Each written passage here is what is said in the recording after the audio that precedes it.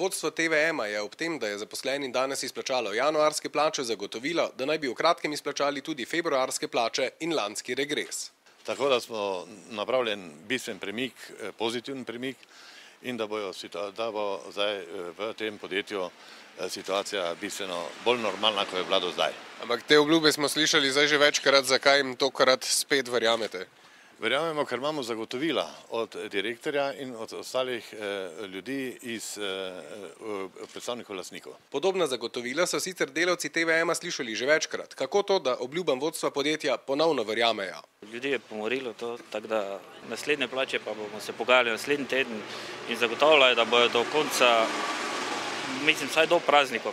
Ja, danes je ena plača, čez 14 dni pa naj bi bila druga.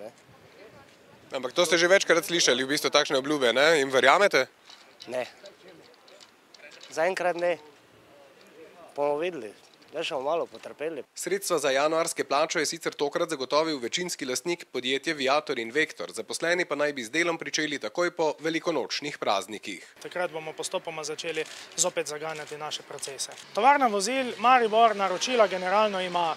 Problem tovarne vozil Maribor, smo že tolikokrat poudarili, je v tem, da imamo probleme z financiranjem proizvodnje.